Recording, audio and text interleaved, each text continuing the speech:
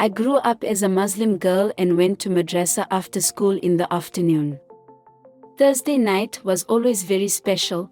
We read the Quran and recite our favorite verses.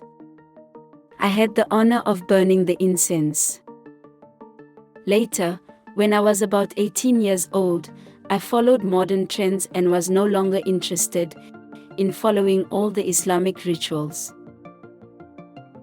Soon I married. My husband was a Christian. My father asked me to tell my husband to become a Muslim. But my husband was indifferent, and he allowed me to be Muslim and liked to stay Christian. My husband was a very intelligent man who belonged to a church where they had discussions and meditation on a high level. Once I went with him and discovered that this was not for me. I decided that Christianity was not for me. As always, each year, we Muslims fast during the month of Ramadan.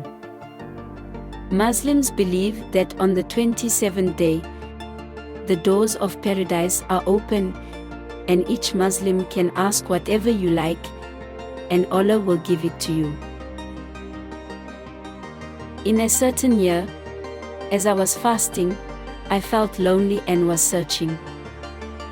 I said to God, if you do not reveal yourself to me, then there is no point anymore for me to have faith, but I will just live worldly. A week later, on Sunday morning, I woke up and wanted to join my husband at his church. I listened to the sermon, and then the most amazing thing happened to me. The pastor said that someone in the audience was seeking God, and that person should respond. At that moment, I know it was me, and I started crying.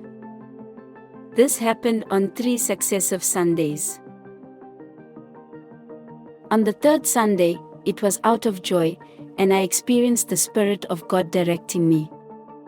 With confidence, I accepted Jesus as my Lord and Savior, and I had immediate inner peace. I found the only true God. What a miracle!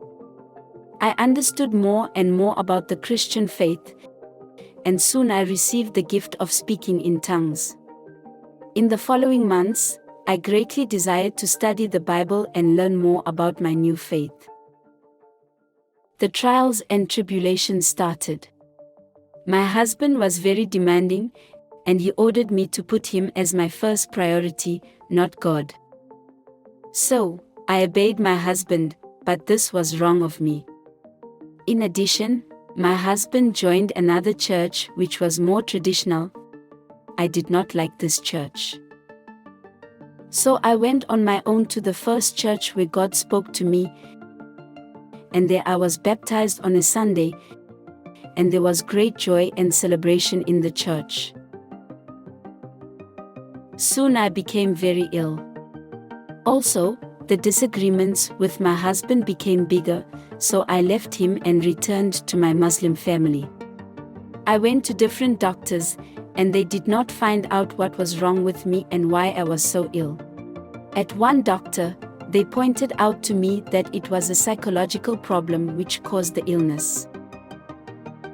I returned to my husband, but the differences did not disappear, and I decided to divorce. One day, when I was at work, I was told my house was on fire. As I went home, I found that my husband was hurt, and he was taken away by an ambulance. At that time, I had 3 children, and we lost everything through the fire in our house. The people at the church helped us and gave us new accommodation. Unfortunately, we had no insurance, but again, the people from the church rebuilt our house and gave us new furniture. I am sure this was through God's provision, and I was very thankful. The problems in our marriage increased, and I was very unhappy. I decided to finalize the divorce papers and left my husband's house. Again, the church people helped us with accommodation, and later, God directed me to a Christian man whom I loved and married.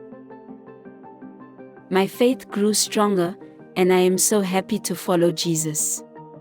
I am very proud to be a child of God and have a personal relationship with my Father in heaven. I started to witness to my Muslim family, and I am always amazed that the Holy Spirit helps me to give good answers. My attitude and witness changed some Muslim family members' points of view, such as my sister's new interest in Christianity.